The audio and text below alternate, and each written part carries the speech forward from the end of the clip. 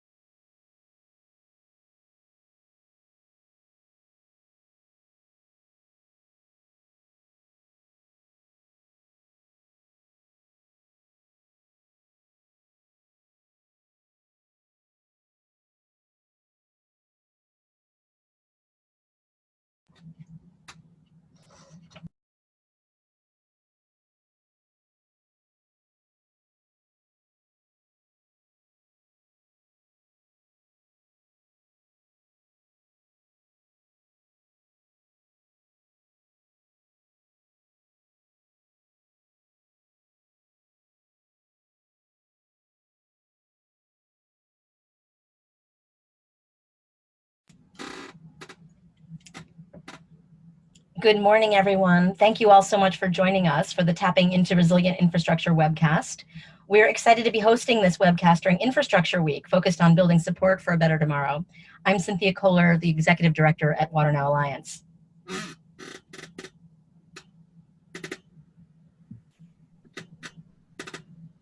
Today, we'll be discussing localized, decentralized, resilient infrastructure case studies and success stories, financing options for communities looking to implement these localized solutions, and additional resources for community success. I'm joined today by my colleagues, Kate Moran, WaterNow's Engagement Manager, and we are so fortunate to have with us also Rose Jordan, Vice President with Greenprint Partners, an organization working with cities to implement large-scale, high-impact, community-driven stormwater solutions. Rose will be sharing a number of successful green infrastructure case studies and a bit about their work. We also have with us today Lindsay Rogers, who is WaterNow's Colorado Basin Program Manager, who's handling questions and tech today. Before we get started, we want to quickly review some of the functionality of this Zoom webcast.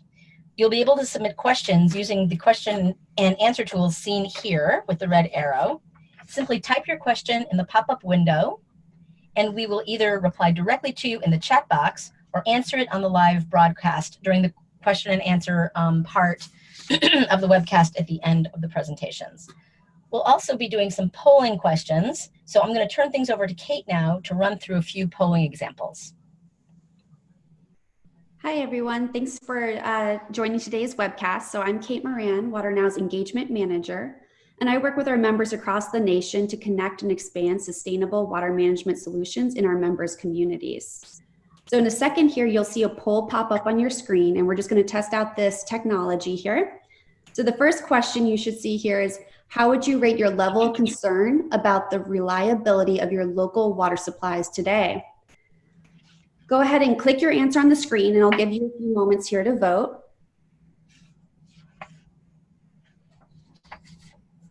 And then Lindsay will share the results with us in a few moments here.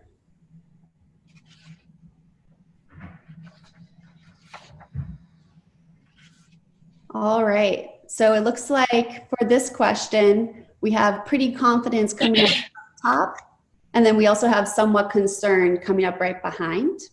So let's do one more question here. So the next question you should be seeing coming up on your screen is, how would you rate your level of concern about reliability of the local water supply in the future? So now we're looking at that 20 to 50 year planning horizon. Again, same answer. So very concerned, somewhat concerned, neutral, pretty confident, or very confident. And I'll just give you a few more moments here to vote. And then Lindsay will share the results of this second question.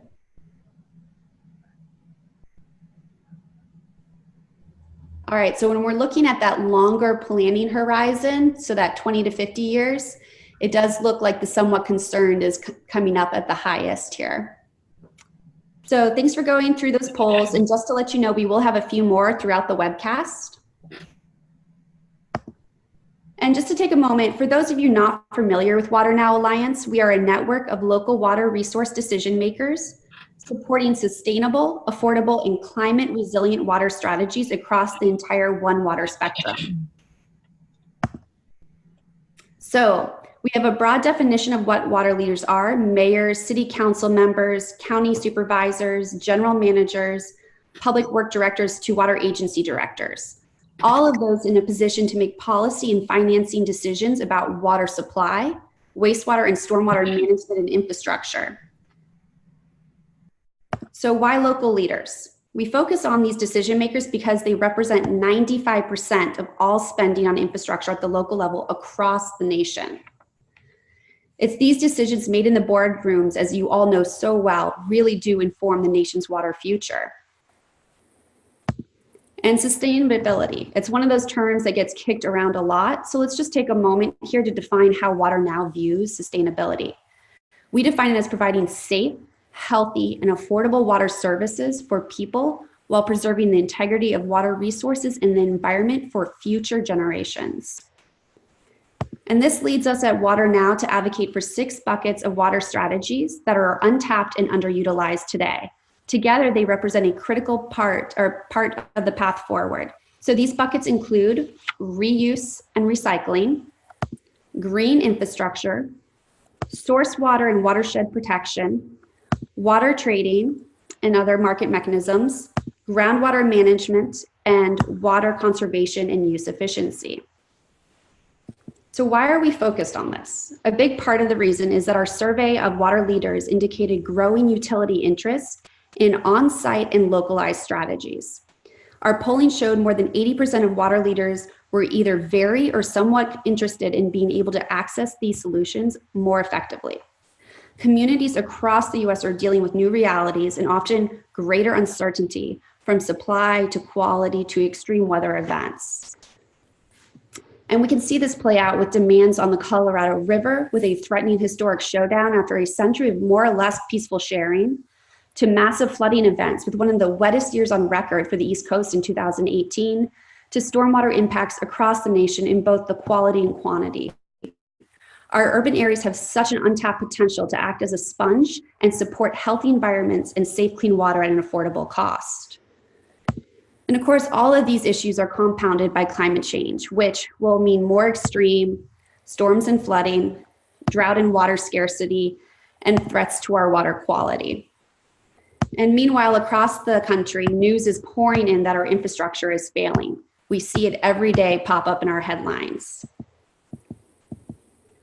So where does this leave us? As we begin to plan for the next century of water management, we see three overarching principles emerging. We recognize that all water is a resource and has value, leads directly into the concept of one water. So fully integrating our management of drinking water, wastewater, and stormwater to the maximum extent possible, eliminating silos, and recognizing that our communities, streets, businesses, and homes can and do serve as localized, decentralized water infrastructure in and of themselves. In the past, we've always looked to big public works projects to help solve big water challenges, the silver bullet solution. A lot of people are now acknowledging that this strategy is of the past, and it is time to look instead to solutions that look more like this, the silver buckshot. With that in mind, WaterNow has launched a new initiative. We call it Tap into Resilience, and to support cities, towns, water agencies in accelerating and scaling up their investments in localized, on-site, distributed systems of all kinds to supplement and integrate with existing built infrastructure. These options are today's untapped resources, the lower hanging fruit with significant potential to address water quality and quantity challenges and build a more robust, holistic water management infrastructure network. We partner with groups across the nation that support sustainable water management. All of our partners are working towards accelerating a resilient water future. And Greenprint Partners is joining us today on this webcast, as Cynthia mentioned earlier. Many of you may already be familiar with green infrastructure. In the water space, it refers to water management strategies that protect, restore, or mimic the natural water cycle, often by incorporating natural resource elements into our built infrastructure. It can involve planting trees, to restoring wetlands, to treat effluent, or restoring floodplains instead of building taller levees. There is a growing consensus that green infrastructure can be effective, economical, and enhances the community's safety, quality of life, and local resiliency. So then what do we mean by distributed or localized or on-site infrastructure? You may know it also as decentralized infrastructure. Regardless of what you call it, these terms refer to a range of decentralized water resource systems and technologies that are distributed over many properties instead of being owned and operated by the water agencies. Many of your cities and towns may already be using a variety of rebates and other incentive programs to encourage homeowners and businesses to be investing in localized and on-site strategies. And let's take a moment here. So now that we've discussed both green and distributed infrastructure, you can see there's obviously an overlap. So they're not all, but a lot of green infrastructure is also decentralized infrastructure. And not surprisingly, this overlap with these strategies is called distributed green infrastructure. So we'll take a moment just to click through a few examples of both green and distributed infrastructure that can be implemented to promote sustainable water management. And so we'll start with some traditional water use efficiencies, such as appliances, which you often see come up in rebates and other incentive programs, leak detection, smart irrigation, xeriscaping or turf changeout, rainwater capture, gray water reuse, on-site non-potable reuse, and also you'll see that with commercial industrial retrofits and upgrades as well. And then moving more to green infrastructure, you can see this come across with constructed wetlands, bioswales, pavements that are more porous to allow the water time to soak in, green streets, stormwater trees, also soil amendments, and then also scaling up that pavement for parking lots for larger areas, again, allowing water time to come in and soak instead of just running off. And also, of course, watershed restoration. In addition, we think it's important to highlight lead line replacements, as it also can occur in private property as well as public right-of-way. So these lead line replacement programs are critical for human health and welfare and can be addressed on both public and private property. And with that, I'll be handing it back to Cynthia, who will start with another poll. Thanks so much, Kate. So now we want to ask you, I think that poll is going to pop up in just a minute. Is your community exploring new technologies or localized infrastructure to stretch supplies or address water quality issues? And your possible answers are: we've already implemented a number of strategies, we've done some things, but we can do more. We have a few, but it's not a major focus. No, we're really not doing this. And finally, I'm really not sure. So take a minute and vote, and Lindsay will bring up our results in just a minute.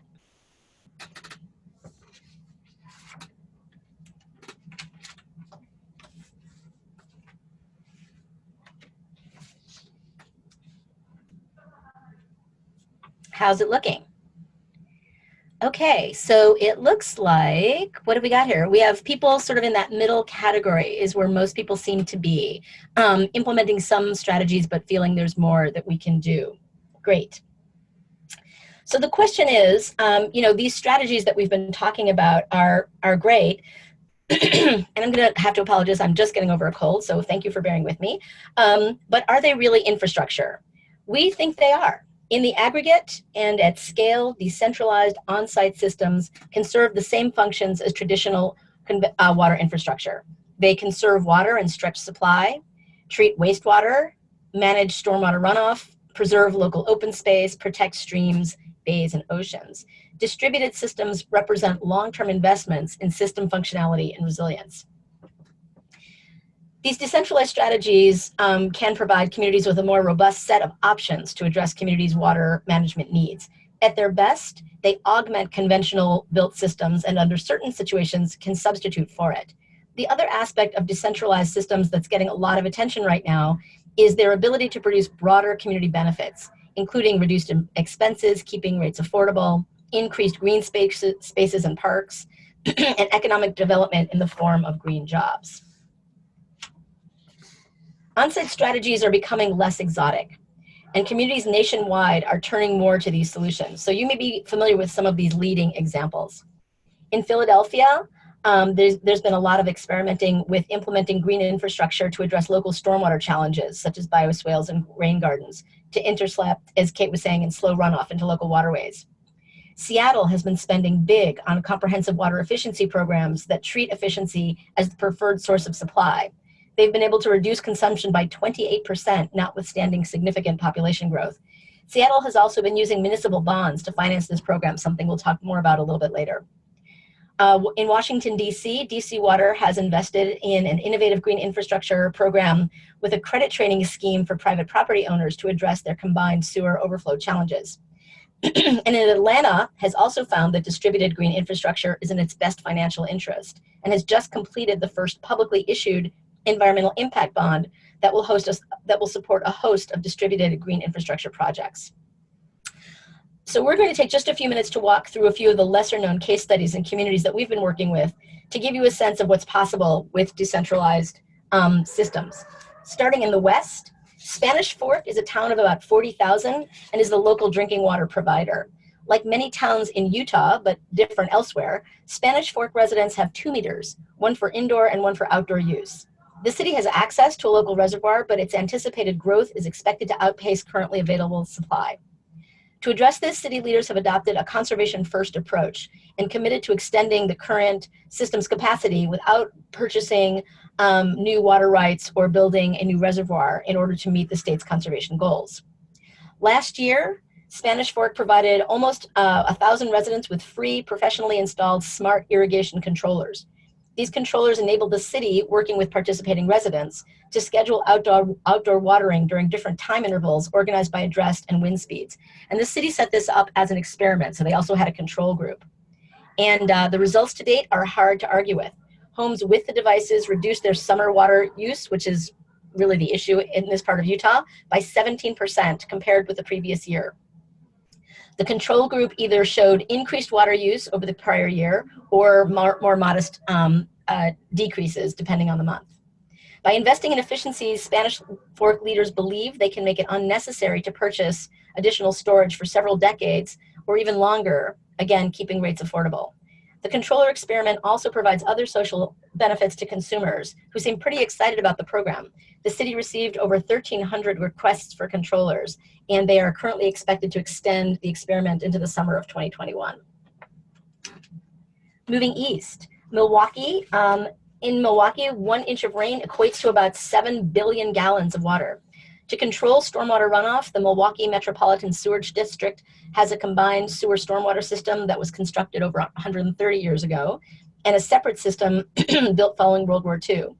Faced with sewer overflows and basement backups, Milwaukee has invested billions in great infrastructure, primarily deep tunnels, over the last 20 or so years to store hundreds of millions of gallons of stormwater. But notwithstanding these investments, the region has continued to struggle with overflows and basement backups. So, Milwaukee decided to scale localized infrastructure across their entire community and established very ambitious goals of 0 sewer backups, 0 sewer overflows, 0 basement backups, and improved water quality by the year 2035. They also established a goal of capturing the first ½ inch of rain with a wide range of localized infrastructure strategies.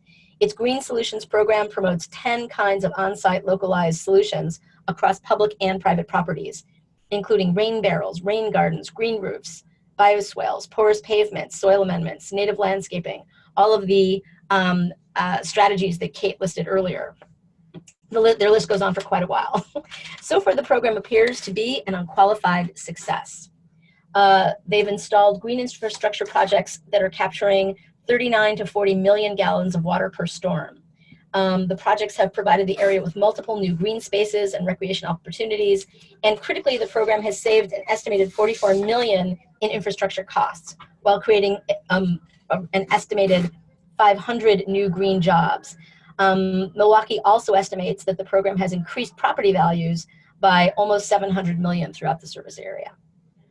So heading down just the road from Milwaukee, we wanted to talk with you a bit about Madison, Wisconsin, because its lead line replacement program is unique nationally.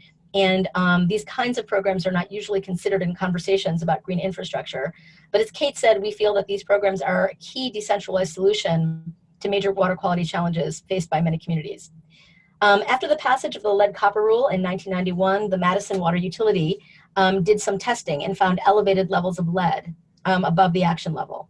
They also discovered that they could not add chemicals that are usually used to address lead in drinking water without exacerbating an existing phosphorus impairment issue in receiving waters.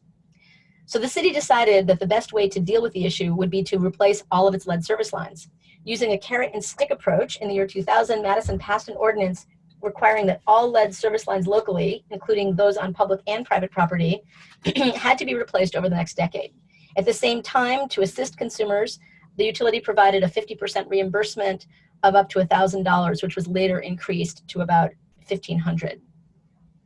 And the results are hard to argue with. About 80% of the replacements were finished in the first 6 years of the program, including all lead lines serving schools and apartment buildings. A positive, unexpected benefit of the program reported by the city is that since the program's implementation, local residents are far more aware about their local infrastructure, and they have a better understanding of where their water comes from, and they are more engaged with their city and the water utilities operations. As of 2018, Madison reports that its lead service line program has saved the city and ratepayers about $2.5 million in avoided treatment costs. With that, I'd like to turn things over to Rose Jordan from Greenpoint Partners. As I said, an organization that works with cities around the country on making green infrastructure projects a reality.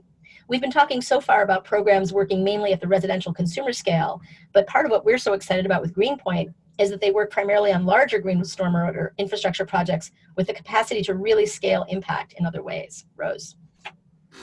Great. Thank you so much, Cynthia. And just to double check, can everybody hear me well? Yes, very clearly. Thanks, Rose. Wonderful. Thank you so much. Okay, we can go ahead and hop into the first slide. Thank you. So Greenpoint Partners, as Cynthia said, is a green infrastructure delivery partner that helps cities build high-impact, community-driven infrastructure at scale. Here, just as a note of definition, as Cynthia shared, we really are focused on green stormwater infrastructure, which takes the form of rain gardens, bioswales, permeable pavements, and even green roofs. So when we say green infrastructure, or GSI for short, that's really what we're getting at here. Okay, next slide. Great. So Greenprint, a few things about us. We are a mission-driven company. We are a partner to the Kresge Foundation, which was one of our first investors, and they, of course, have been a great national leader in helping cities think through how to create more resilient and equitable resiliency plans for climate change. And then also we're structured for impact, being a certified WBE and a B Corporation. Great. So I want to share a bit about a very specific model that we've been observing to be really on the rise throughout cities in the United States. And that's something called a Green Infrastructure Incentive Program. And we're going to call that GI2 just for short. So what is a green infrastructure or GI2 program? This is where water utilities or cities are offering their ratepayers a financial incentive to install GSI that meets their own utility specifications. So we see this as a really holistic approach to stormwater management, largely because it's helping to create these really cost-effective approaches to distributed infrastructure that also has the impact that we need. So on the city or utility standpoint, they're looking to scale green infrastructure, doing it cost effectively. And one of the best ways to do that cost effectively is to really look to private property. Many of you are aware under right-of-ways in a typical city, you can have dozens of underground utilities that can make it really complex and expensive to dig up the ground. But on private property, you can have a lot more space that has a lot less complexity underneath it, which leads to much more cost-effective projects in many cases. And also in a typical city, you've got something like 2/3 of the land that is privately owned. So many cities and utilities do need to look to ways to partner with their private ratepayers. On the side of the property owner, on the other end, they benefit by getting these grant-funded green space improvements. Really, to them, it's kind of a way of thinking about eco-friendly landscaping. And in some cases, like in Philadelphia, which is one of the cities that Cynthia mentioned, they also experience reduced stormwater fees when landowners implement these projects. And why are these large property owners such a great fit? Well, it's really about their roofs and parking lots. They have a lot of impervious surface that is a major culprit for the runoff that's causing these problems. So what do we get? We've got financial incentives that are flowing toward the large property owners, and then we get land for projects as well as long-term maintenance provided by the property owners for the utility. Next slide. Okay, a little bit about the different roles and responsibilities with this program model. You've got on the far left, you've got the utilities. They are really setting the vision and the goals, deciding on an annual budget that makes sense for their community, and managing the program in most cases. And the benefits to them are that they're able to meet their regulatory requirements very cost effectively, while also driving tangible, visible value to ratepayers through these landscaping improvements on their property. Look to the far right, we've got the landowners. Their role is to supply the land and to maintain the installations for the long term. In many cases, it can be up to 45 or even more years. And they're receiving access to the full benefits of green infrastructure, and often doing so at no cost to them. Now, when you've got the programs that have just those two pieces, the utility and the landowner, what we've seen is that many utilities have pretty low uptake in the programs. It's a real challenge. As I'm sure you can imagine, it's a challenge to get the awareness to landowners about the benefits of participating.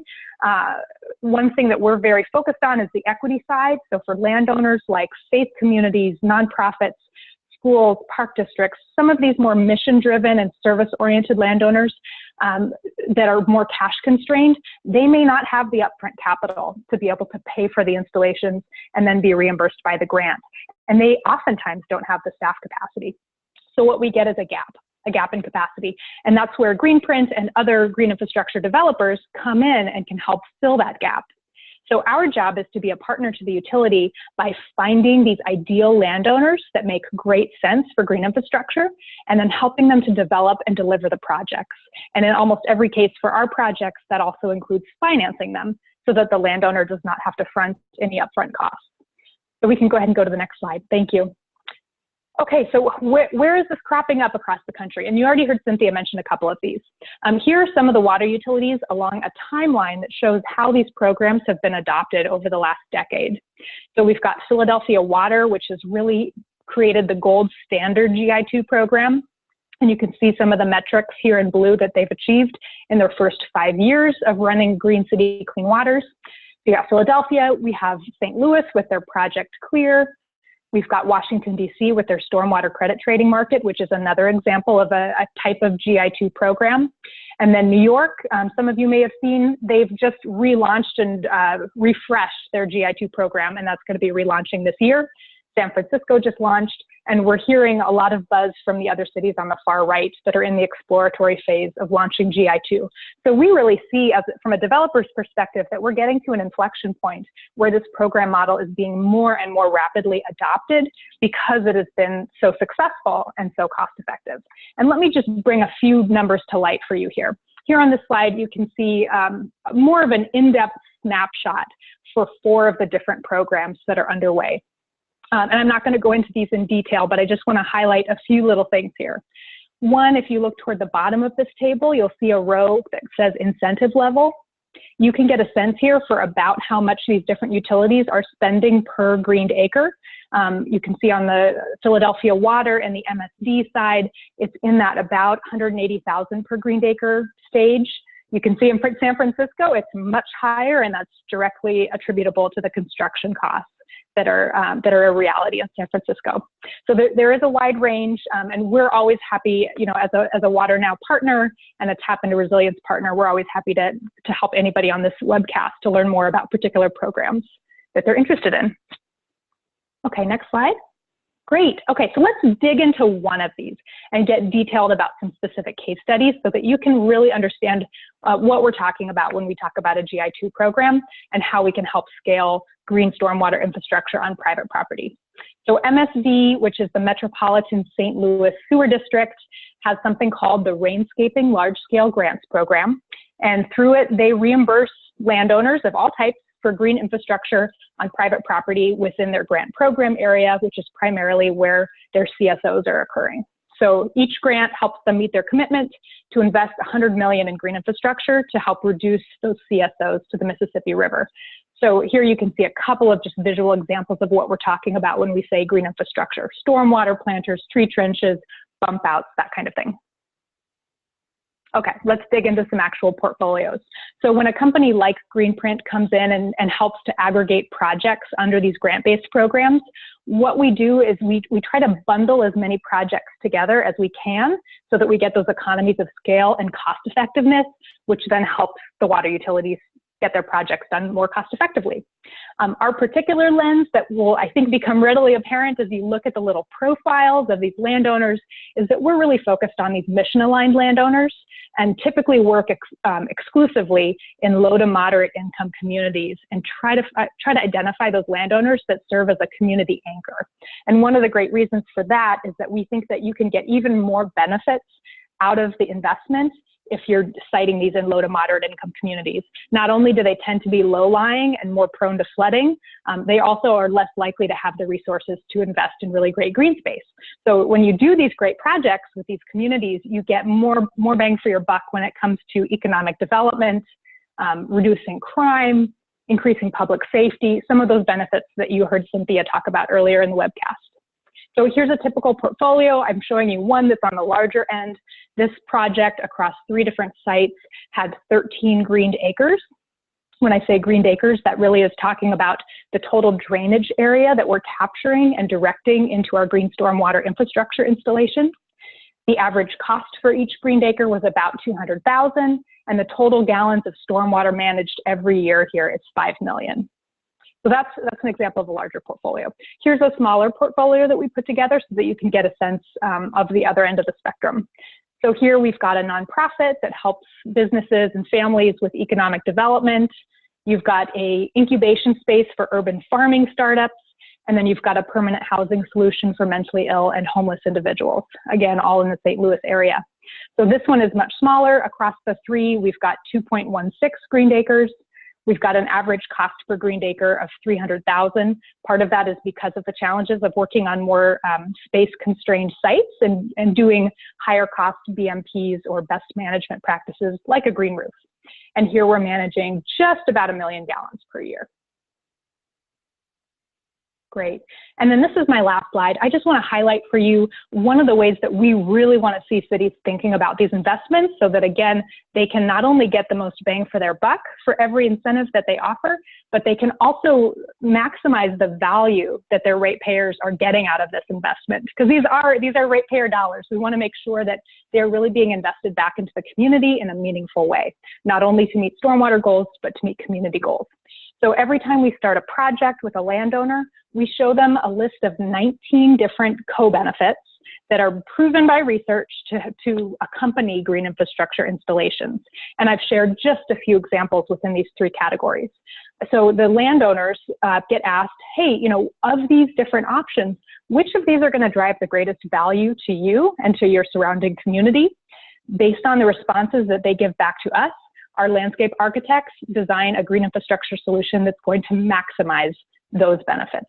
So an example might be if we're in an area on a really heavy arterial, there's tons of traffic, and there are major concerns about air quality for a school, that signals to us, okay, this is a great opportunity to do big canopy trees and to try to create some actual physical barriers between the arterial and the school so that we can capture some of those pollutants in the air. So that's just one example. You're meeting your stormwater goal, but you're also investing in communities in a really tangible way. So with that, I think I've got on the next slide my email. Please feel free to reach out to me. We're always excited to brainstorm with cities. We're actively doing these projects in San Francisco, Philadelphia, and St. Louis, and are very excited to also help get cities connected with the leaders in those communities to help understand some of the benefits and how that program works. So thank you so much. Thank you, Rose. That was really terrific. So now you've seen some successful case studies. You've heard from Greenprint about the kind of support they can provide for large-scale projects. Now we want to turn to the financing options available for communities to scale up their investments in these decentralized and on-site approaches. We've been asking ourselves, what do communities need to feel that they are in a position to take these solutions and really put them at the center of their capital planning and investment? Put another way, how can public utilities scale up localized, on-site, and decentralized infrastructure? While there are lots of issues, as is so often the case, we start with money. So we're going to talk for just a minute about conventional sources of revenue for utility investments in infrastructure. Obviously, rates. But most utilities rely on rates primarily for operating expenses. Some certainly use rate revenue for their infrastructure investments, of course, and obviously rates will also go to pay debt service. But for many utilities, their instrument of choice for longer-term investments is municipal bonds. And we'll be talking more about those in a minute. Other options for financing include the federal loan programs that I expect most people on this webcast are familiar with, the state revolving funds and the Water Infrastructure Finance and Innovation Act program, affectionately known as WIFIA. And of course, some states have water bonds and other types of dedicated water funds. And then some newer options include impact investing and environmental impact bonds. So we'll just very quickly take these one at a time. We assume most of you are familiar with the two types of state loan revolving funds established under the Federal Drinking Water and Clean Water Acts. These are loan programs, so at the end of the day, local rate revenue is required to pay them back, but they have been very valuable for communities nationwide in funding infrastructure.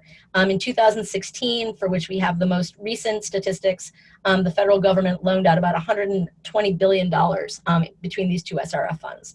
There's also smaller programs, pots of money, EPA's Water Sense program, the Bureau of Reclamation's Water Smart program for communities in the West, and there are some others, but the loan programs are the main federal opportunities.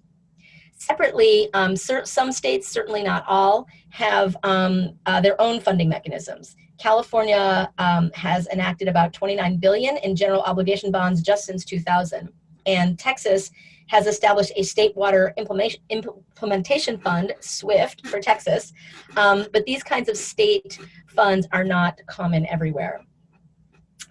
Turning back to municipal bonds, while the state and federal programs are helpful, as we talked about at the beginning of this webcast, about 95% of infrastructure spending occurs at the local level. And there, the local vehicle of choice, the financing vehicle of choice, as I mentioned, is the is the municipal bond. Cities, towns, and utilities are generally extremely adept when it comes to accessing capital markets to finance large projects like transportation that you see here, buildings, or large treatment facilities. These facilities provide a security, a tangible asset to borrow against. By contrast, public utilities generally finance consumer rebate and other kinds of incentive programs for localized systems and technology out of operating cash, or grants or philanthropy in some places. But for all of the reasons that utilities have traditionally turned to capital markets to pay for conventional infrastructure, investing at scale in on-site and decentralized systems will require that utilities have the same ability to access capital for these solutions, either through municipal bonds or impact investment bonds or other sources, as they do for conventional infrastructure. Municipal bonds are preferred because they provide low-cost borrowing, keeping rates manageable. These are costs, they allow communities to amortize costs over many years, just like you do for your mortgage, rather than paying for investments all at once, so avoiding rate shock, as we'll also see a little bit later. Municipal bonds are also extremely attractive to certain investors. The returns are essentially guaranteed, and they are generally tax-free. So this seems to be a good moment to check in with you for 2 quick polls. First, we're going to ask you, I think this is going to pop up in just a minute. Does your utility regularly use municipal bonds to finance large capital investments for treatment plants, pipes, tanks, etc.? So we've made this simple. You can answer yes, no, or I don't know.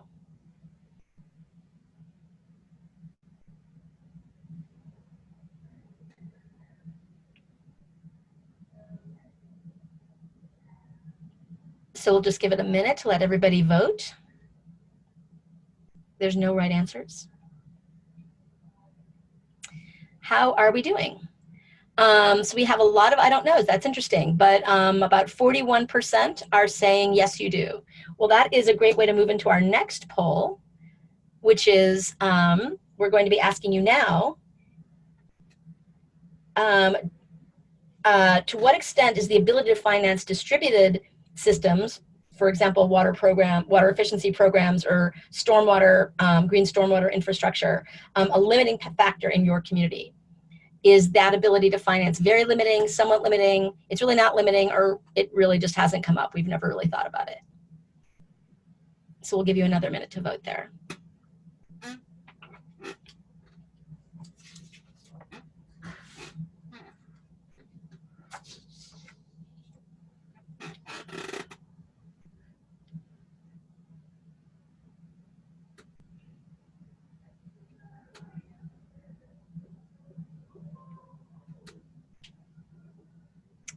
And so here we have a really interesting distribution of answers. Some people are saying it's almost a third, a third, a third. Well, a lot of people say it's not limiting at all, but about a third say it's very limiting. Some say it's somewhat limiting, and about another third say it really hasn't come up. So a very interesting distribution, and shows that the situation, it really varies depending on where you are. So in thinking about this, what we have found is that the challenge when you're thinking about how to finance distributed systems is, what's the asset? There needs to be a source of security to ensure that investors, that is bond buyers, can be repaid and earn interest on their investment. Until recently, the thinking has been that spending on decentralized and on-site systems, which often involves rebates or direct installation programs, that these cannot be financed with municipal bond proceeds because utilities don't own or control the asset. And therefore, the conventional kind of financing that we see through municipal bonds can't really apply to those programs. But we found ourselves thinking that there needs to be a way around this, because the reality is that investments in these distributed systems, whether smart irrigation controllers or low flow toilets or landscape changeouts or the green infrastructure programs that Rose was describing, they all represent long-term investments in water systems in much the same way as other infrastructure. So we found ourselves thinking that a big part of the solution to this dilemma is GASB, or it's known as WaterNow. The great Gatsby. No, not that guy. This Gatsby. That is just a little accounting humor. We can't help it at WaterNow. The Governmental Accounting Standards Board, we assume most of you have heard of it because you are water professionals, maybe the most powerful nonprofit that very few people have ever heard of. It sets accounting standards for all local and regional public entities, including cities, towns, water utilities of all kinds. Municipalities live or die based on GASB rules because they dictate how their financial statements are put together, whether or not they're in compliance with generally accepted accounting principles. They dictate your bond ratings and more. So I promise that we won't spend too much time on the minutia of public entity accounting, but we're going to just take a couple of minutes to review a few basics to put into context the new financing opportunity that is available. So there are a few concepts we just want to touch on fast. As I said, under conventional accounting rules, a public agency must control an asset in order to finance it with municipal bonds or other forms of debt. So utilities typically limit capital financing for tangible assets that they own and control. Whereas salaries, benefits, chemicals, these are all things that are expense, that is paid out of annual operating revenue, cash. And consumer rebates are typically treated as expenses paid for with the same operating funds, even though they are really not annual expenses. WaterNow and several of our partners felt that these accounting rules had flexibility to accommodate investments in consumer side of the meter programs needed to catalyze widespread adoption of green and localized solutions. And we found it in a GASB ruling called Statement 62. GASB recognized about a decade ago that public entities sometimes need to be able to spend on long-term investments that don't result in tangible assets, but are definitely not annual expenses. So it came up with a way of allowing public agencies to borrow, to come up with the cash and the capital for these investments, and to create the security for investments in the absence of conventional assets. In a nutshell, GASB Statement 62 is a complete alternative to conventional accounting for capital financing. They said that if you, the public agency, have a business type activity that is not an annual expense, you can capitalize it, meaning treat it as a capital asset, if it does not result in, even when it does not result in a tangible asset, as long as you have a governing board authorized to set rates and willing to set rates to recover the cost of the debt. GASB recognized that municipalities have business type activities that are not properly annual expenses, so they came up with this alternative. I'll spare you why they use the term regulated assets. We're just going to roll with that. But they basically said, look, we define assets the way we do to make sure that if a public agency is borrowing, investors have security that they'll get paid back. One way is to have the tangible asset, like a treatment facility or a pipe. But we know that governmental agencies also have other ways of ensuring funding streams. So the idea behind GASB 62 is to create a new kind of asset based on the promise of the utility to repay a loan based on its ability to commit itself to rates. So we thought GASB 62 looked exactly like the vehicle needed by water utilities to finance longer-term investments in localized and on-site systems. But most utilities did not make the connection between this mechanism and financing for distributed infrastructure. So we work with GASB, with our partners and a number of WaterNow members, to craft guidance to make it clear that utilities have the option of using this technique to access municipal bond financing and other forms of borrowing to expand or support innovative programs that we've been discussing. Rebates from everything from green infrastructure to turf changeouts to the full range of water management, distributed water management opportunities. Last spring, we were successful. GASB issued formal guidance basically connecting the dots from Statement 62 to utility consumer rebates and direct installation programs. So what changed? The new guidance means that utilities now have clear formal authorization to use municipal bond proceeds to pay for rebates and other financial incentives for localized systems.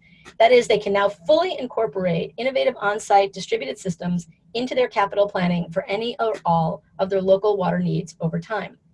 We know, of course, that most capital dollars will continue to go to conventional gray infrastructure. We all need those pipes and tanks, but the opportunities for planning and financing are now radically expanded. and can include a new universe of options and strategies that were previously limited to the margins by virtue of being funded primarily out of operating funds or grants or philanthropy, which were never going to be large enough to meet the needs. So we'll just take a minute to talk about what it takes to be eligible for GASB 62 treatment. It's very straightforward. It applies to any public entity, local or regional, that meets 3 basic criteria. As I mentioned first, it needs a governing board legally authorized to set rates, which pretty much applies to all city councils, water agencies, etc. Second, the rates need to be designed to recover the cost of the program being financed. This is in most jurisdictions a basic legal requirement anyway, so that's covered. And then third, the rates are reasonably likely to recover the program costs. So just to give you a more tangible example about how this would work, let's just say we've got a municipal stormwater manager with a $70 million budget. They'd like to invest in a major program that will cost about $10 million. Using annual operating cash, we'd be looking at significant rate shock. The rates would need to rise in year 1 by 14%. You would implement the program in that year, and the benefits would accrue over 20 years. Using municipal bond proceeds, you'd be in a very different situation. You would be raising rates in year 1 by only 1%. You'd have the 20 years to pay back the investment. You would again implement the program in year 1, realizing the benefits over 20 years. So we've spent a lot of time on accounting today because this is relatively new and somewhat counterintuitive, but we don't mean to suggest that municipal bond financing is the only avenue for utilities to finance an effort to scale up adoption of distributed water infrastructure. In the interest of time, we'll just tick through a couple of other options very quickly, but we are available to discuss any of these with you if you'd like to follow up. So property taxes, dedicated fees, public-private partnerships, impact investing, and others. With that, I'll hand things off to Kate to talk about WaterNow's Tap into Resilience initiative and how it can support you and your community in exploring and even adopting some of these solutions. Kate. Thanks, Cynthia. So one of the things we're most excited about here at WaterNow is to help facilitate the water sector's transition to these more innovative, decentralized solutions. Our new initiative is called Tap into Resilience, and it's all about working alongside communities across the nation to provide water leaders with the tools to scale these utility investments in sustainable, localized water infrastructure and responsibly combat the growing management challenges we see today. So later this year, WaterNow will be releasing our first white paper on the success and investments local public utilities nationwide are making with distributed infrastructure. This white paper features 14 case studies, among other information. And if you're interested in the paper, just feel free to contact me. And again, it's at km@waternow.org. And particularly, we're excited about our new dedicated website for this initiative, not surprisingly, also called Tap into Resilience. This site contains a host of resources that will help you address key local issues and answer questions you may have about these localized solutions. So I'll just walk through pretty quickly some of these key resources on our Tap into Resilience webpage. And you can see that webpage right there on the screen right now. And I'll show it again later as well. So our Explore Strategies page provides ideas on localized water solutions to drinking water, wastewater, and stormwater challenges you may be facing in your community. You can search and learn about these localized infrastructure of all kinds on this page. Another major feature of the website is called the Tap into Resilience Toolkit, which will include an interactive portal where you can find ways to address common financing, legal, accounting, or tax questions that arise when building a decentralized water infrastructure program. And so we're just putting the final touches on this piece right now, and we'll be beta testing in early June and rolling out our final version actually this July. So once rolled out, this practical, action-able resource will not only include the interactive portal, but it'll also have how-to videos, case studies, and model documents such as ordinances and MOUs, so you don't have to reinvent the wheel for your own community if you decide to go down this road. In the meantime, I do encourage you to visit our toolkit page now on the Tap into Resilience webpage. On this page, I hope you will either share your localized water infrastructure story with us by taking the survey listed on the page, or you can submit your financing questions directly to us through Share Your Feedback on the portal. And one very cool part of the toolkit is our new Ask the Expert feature, which will allow you to connect with a team of pro bono lawyers, accountants, and consultants and finance experts to ask targeted questions about that are unique issues to your own community, so you can actually start exploring these options. We already have a few confirmed experts signed up, including but not limited to Earth Economics, Greenprint Partners, who you heard from today, Water Insight Advisors, American Rivers, Environmental Financial Group, and Quantified Adventures, and many more. So in addition to these hand-on resources, the Tap into Resilience webpage features case studies that highlight how communities across the U.S. have tackled various drinking water, stormwater, and wastewater challenges in their communities. So you can see here on the map, just kind of across the board where we're currently doing these case studies. And more will be posted on the page over time. So currently we definitely have Santa Fe, San Antonio, and Boulder, and many more to come. This really is a powerful resource, so I do hope you come to this site and you can see what other communities have already done and what you could do for your community. And finally, the webpage is also intended to be a hub of information with curated reports and technical guides for you to explore and learn more about solutions, as we discussed here today on the webcast. You can search the library by topics such as finance, affordability, all the way to multiple benefits, or just simply refine your search by region or resource type. Of course, we'll be updating these resources on a monthly basis, so we encourage you to check back often to find new materials that will help you join the water infrastructure transformation. And so with that, it's time to tap into these important infrastructure solutions, and what better time than Infrastructure Week. So at the bottom of the screen, you will see tapin.waternow.org to learn more. And so with that, it looks like we just have a few moments here for questions, so I'm going to hand it over to Lindsay. Thank you, Kate. We want to try to address several of the questions that you've submitted, so we'll be hanging on the line for an extra probably 5 minutes here if you're able to stay with us. And please feel free to continue submitting your questions to us. First, I want to mention that there will be a recording of this webcast available shortly online at the address that Kate just mentioned, tapin.waternow.org. Okay, so I'll turn to our first question. There are some apparent public health risks, like cross-connection issues related to distributed systems, and I believe this is referring probably specifically to gray water, on-site reuse. How are decentralized systems maintained, and how can we guarantee that customers will follow through on the tasks at hand in order to keep them maintained?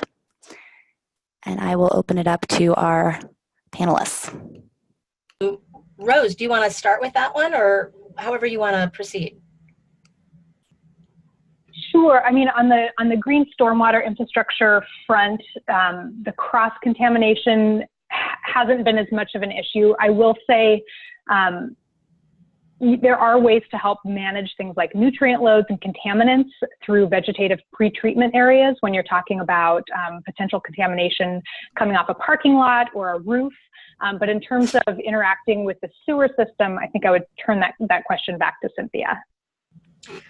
Sure. So I think the short answer there is yes, that is a good question. And I think those are issues that are being worked out as these systems are coming online more and more. But generally generally it's a matter of really figuring out what you want that relationship to be. If the distributed system is something that's being implemented through work with businesses, you've sort of got a different set of issues than private homeowners, but generally that all is handled contractually. So if you're going to be getting some kind of financial incentive or rebate, there's generally a contract in place that imposes certain requirements, that allows a certain amount of access. But I think that the reality is that those are exactly the questions that are being worked out as these systems start being implemented at larger scale. Great, thank you. One moment. There's a suggestion here that's interesting that water utilities tap into energy efficiency rebates and incentives from local electrical utilities. How would this best be achieved? Or potentially a follow-up is, have we been seeing this yet? There are a lot of rebates on the electrical utility side, I have not yet seen a lot of interaction between water rebates and electrical rebates. So I don't know if you've seen that, Rose, but it is an issue that's come up, and we're looking into it because it does make a lot of sense, but we haven't seen a lot of it yet. One that we're actively in the very exploratory phases of with ComEd, which is the major electric utility in Northern Illinois, is just doing some early exploration into what is the energy saving potential of energy savings at the wastewater treatment plant if we're able to keep stormwater out of the plant. I mean, folks know that the plant energy use can be very peaky when there's heavy storms. So that's something that we're looking into and seeing if there could be enough energy savings realized through green stormwater infrastructure to justify energy utilities helping to pitch into financial incentives. You know, one of the key ways that we'll know that we've been successful with growing the green infrastructure industry across all the players involved is if we've been able to attract diverse payors so that it's not just the water utilities that are helping to fund these solutions. So that's something that we're actively exploring. I would say that I think that there are a lot of interesting potential parallels between the two industry where we might be able to draw some really interesting lessons learned from how energy incentives are set up and apply those to the water space. And that's something that we're actively exploring as well. Thank you. How do you deal with disparities that may result when these localized systems are placed voluntarily? Some folks will have them and some will not. Right, that is a great question. It's part of what we were talking with Spanish Fork about, because obviously some people had the controllers and some people were in the control group. So I think the short answer is, you really do want it to be voluntary, at least at this point, as opposed to mandatory. And, in terms of disparities, I think the way of thinking that through is people are making choices that make the most sense for them, for their business or their residents. But I think the other way to think about it more broadly is that each of these systems is really not about providing a benefit to that private landowner. It really is about providing a benefit to the community more broadly, to the utility and the ratepayers broadly. So, if you have, for example, a situation where neighbors in a community, some of them decide to take advantage of a turf rebate for, changing out grass and others don't. I think if what you mean by disparity is, how does it make sense to be using ratepayer dollars to be supporting one person's rebate and not another's, I think the answer is that even the person who chooses not to change out their turf is benefiting significantly by supporting the community members who are doing that, because they are extending the sustainability of their system and keeping rates low.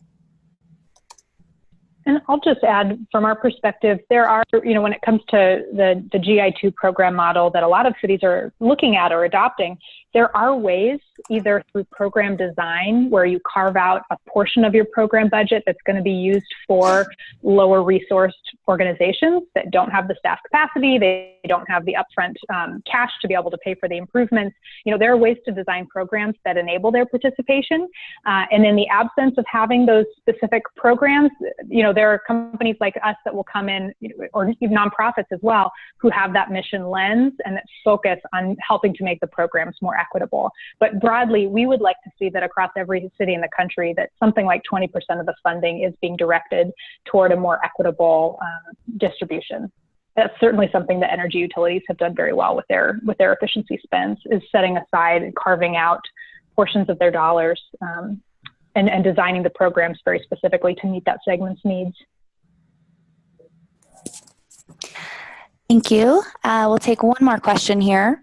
This sounds really interesting, but is this something I can really implement without impacting my ratepayers? How have others communicated this with ratepayers, and was it successful? So, I not to jump in before Rose, but I think I think I would actually turn that question around. In many cases, communities are implementing these programs because they benefit ratepayers, because they are actually cheaper options than the more conventional alternatives. So a lot of this is about communicating effectively with ratepayers. So we actually have done some workshops on communicating with ratepayers. We've worked with Denver Water on this. So I think there are examples. We probably can't get into all of that answering the question, but we really want you to follow up with us and we can have more of a conversation. But we are finding that there are utilities that are being very successful talking to their ratepayers about how these programs are good for them, not just in terms of keeping rates low, but providing broader benefits. So in addition to Denver Water, I would say the communities that are being successful, you know, just some of the ones we talked about today, Madison, Spanish Fork, Lancaster, Pennsylvania, you know, there's a bunch of case studies where investing in these greener, more efficient systems has actually been a way of connecting with ratepayers constructively. So Rose, you may have some examples as well. Oh, I was just going to echo what you said. I thought that was spot on. Okay.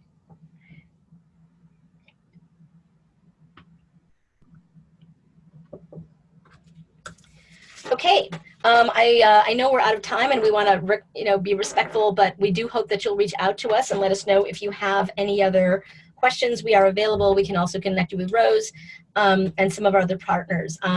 So we're hoping that you'll take the time this Infrastructure Week to join the WaterNow Alliance. You will have access to our member portal with, I think as Lindsay mentioned, the slides to this program, and check out the Tap into Resilience website as well, which is dedicated to these issues. And with that, I just want to thank everybody, Rose and Kate and Lindsay, for participating in this webcast, and of course, all of you. And we'll be doing an ongoing series on these issues, so we hope to see you online more. Thanks so much.